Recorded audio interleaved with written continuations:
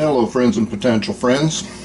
This video is not for everybody, but I suspect there's probably a few people out there somewhere that don't already have this information. I can remember, 10 years or so ago when I first started gardening, I had no idea how to go about saving seeds. And luckily I came across the videos here and there. Took some searching sometimes. They taught me some of the techniques that are necessary. So for those one or two out there that have never attempted to save tomato seeds, I'm going to give you a quick demo of how I go about it. Now, as you can see over here, I've got a number of peppers and tomatoes that I plan on saving seeds from. And so let's get started. Basically, why do you want to save seeds? Well, everybody wants more seeds, and if you've tried to buy seeds in the last year or so, you may have found that sometimes the seeds you're looking for just simply aren't available, or they're not available at the time you want them. I'm in a kind of a unique situation down here in Central Florida because I start preparing for my spring crop in September. And most of the seed companies out there don't put their spring seeds out until about February or March. By then, I'm already putting my plants in the ground. Actually, in some cases, I'm starting to harvest. Last year in particular, with everything that was going on, and lots of people deciding that they'd better start growing some food, seeds were kind of hard to come by. So that's just one good reason why you might want to save your own seeds. On top of that, every season that you grow a plant in your garden, the seeds from that plant have had one more season to better acclimate to your particular growing conditions. And over a period of several years or several seasons, you can come up with varieties of plants that are well suited for your particular area. Also, some seeds are simply hard to find. I can recall earlier in my gardening career, I spent several years trying to find datil pepper seeds. Now, datil peppers were a closely guarded secret of St. Augustine for many, many years, and you simply couldn't buy the seeds anywhere. After about 4 years of looking, a friend of mine was able to find a few datil seeds through a friend of a friend of a friend. Apparently somebody in that line of friends lived up in St. Augustine and had access to the seeds. They probably should not have been sharing them, but I was able to get my hands on them. Now, I have noticed recently that the datil pepper seeds are starting to show up in some of the seed websites, but for many years you simply couldn't. Now, this particular tomato, this is a garden peach tomato. It's a new variety I've never grown before, but I found that it's an interesting tomato. It does look kind of like a peach. It actually even feels like it has a little bit of a fuzzy texture on the outside of the skin, like any other peach. And it's particularly easy to save seeds from it. Now, the garden peach is an heirloom variety. Basically, there's two types of plants. You've got heirlooms and you've got hybrids. In general, you only want to save seeds from heirlooms, because if you save seeds from a hybrid, that hybrid was produced by crossing two other plants, and the seeds that you get from it may turn into either one of the plants that was crossed, or could turn into something totally unique. You never really know. And that's why most people say only save heirloom seeds. But to be honest, I like to experiment, and once in a while I'll save seeds from a hybrid and plant them just to see what I get. And if you're really diligent about it and have plenty of time, you can actually create your own heirloom varieties by planting the same seeds over and over from year to year, season to season, and breeding them for specific traits. And eventually you may find one that'll breed true from one season to the next. Now, to be fair, sometimes it may take 40 or 50 years to develop a heirloom variety from starting from a hybrid variety. But if you got plenty of time, hey, it's an interesting experiment, so why not?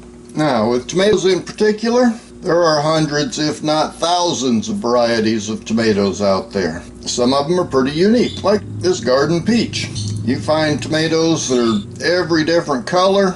I've got some in the backyard that stay green, others that turn black or purple, others that turn yellow or orange, and others that ripen to bright red. On top of that, tomatoes also differ in the amount of seeds that they might have in them. Some tomatoes, like this Homestead right here have a lot of seeds in them and a lot of goo. Others, like Aroma, for example, hardly have any seeds at all in them. They're mostly pulp. But the techniques that you use for saving the seeds are pretty much the same regardless of what variety you may have, whether it's got a lot of goo, a lot of seeds, a lot of pulp, whatever. Basically, you just need a cup that you're going to put the seeds into, a windowsill to put them on, and the fruit that you're going to get the seeds from. And I find that using a spoon is about the easiest way to get seeds out of a tomato. So let's see how difficult this can be. I'm just going to slice this right through the center, and there you can see we've got a little bit of seeds, a little bit of goo, and a little bit of pulp. Now I take my spoon and I just scoop out the seeds and the goo and drop it into the cup.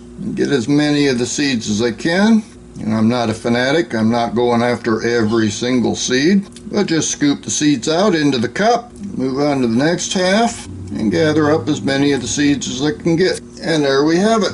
Now I'll just take this cup with the seeds and the goo in it, and I'll put a little bit of water in there, about half full, and then I'll just sit it on my windowsill and let it sit. Now that's going to sit up there for a few days, maybe as much as a week, and then you can come back and I'll bring you back and show you the next step in the process. Meanwhile, I'm going to gather up the rest of these seeds from these tomatoes.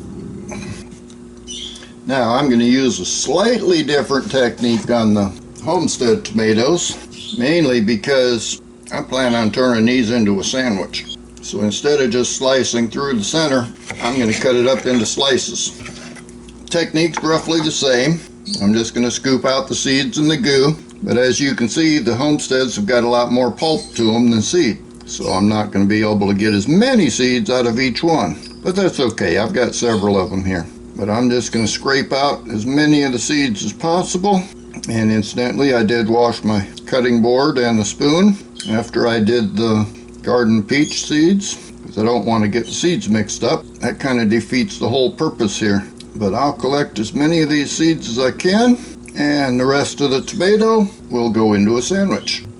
And there we have it with the Homesteads. And just to show that the technique is truly the same regardless of what kind of tomatoes you're dealing with, got this one little Praxis cherry tomato, little teeny tiny thing. Basically the technique's the same. Slice it in half. In this case, we're going to squeeze the seeds out. We won't get very many of them, but there are a few in there. And these are particularly important seeds because there's only one person around that sells them. That's Ray Browning at his little shop of seeds. He developed this variety over a number of years, and he grows the seeds in his garden every year. And the seeds that he grows are the only ones that anybody can buy. So I'm collecting my own. I happen to like this tomato.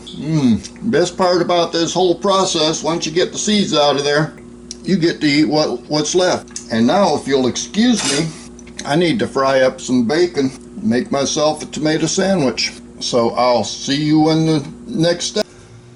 Okay, been about a week since I separated the tomato seeds from the tomatoes. They've been sitting up here on my windowsill for all that time, fermenting. Yep, turning into goo, rotting, molding. That's the Homestead tomato seeds. You probably can't really see it from here, but basically all of the goo has pretty much fermented, separated from the seeds, and then floated to the surface. The seeds themselves are at the bottom of the cup. The garden peach, same way, except with this one, when I tilt it a little bit, you can see that there are some seeds at the very bottom of the cup if you look real close. And all the goo is, again, floating on the top. Real appetizing. Here's the best view of it. These are the Praxis cherry tomato seeds. They didn't have much goo to them. So what you see in there is primarily just the seeds themselves. So the next step in the process, get yourself some kind of strainer, pretty much anything. This is the one I use when I'm canning and such. And I just put that in the sink over top of a bowl. We'll take the garden peach seeds to begin with and just pour the whole concoction into the strainer. A little bit more water to rinse out the remaining seeds. Got all the seeds out, and then I just start the water running and then I use my finger to rub around on the seeds. And basically what I'm trying to do is get all the goo and the slime and all that good stuff to go through into the bowl.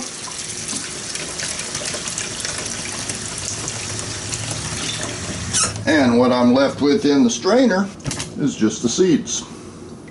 So then I take my trusty paper plate, telling what it is, and drop the seeds onto the plate. Now I'll spread these out a little bit, try to get them as unclumped as possible. That's a technical term. And then I'll just set them off to the side and let them dry for a couple of days. And once they're completely dry, what I generally do is just stick them in a vacuum sealer bag, seal them up, and then I store them in the bottom of my refrigerator. I do vacuum seal them because I think that might help to keep them viable for a bit longer, but really that is the process. Now, some people use napkins, paper towels, that sort of thing. I personally prefer the paper plates because I find that, especially tomato seeds, as they dry, they tend to stick to paper towels and that sort of thing. And it's just a little bit harder to separate them once they're dry. But that works out pretty well for me.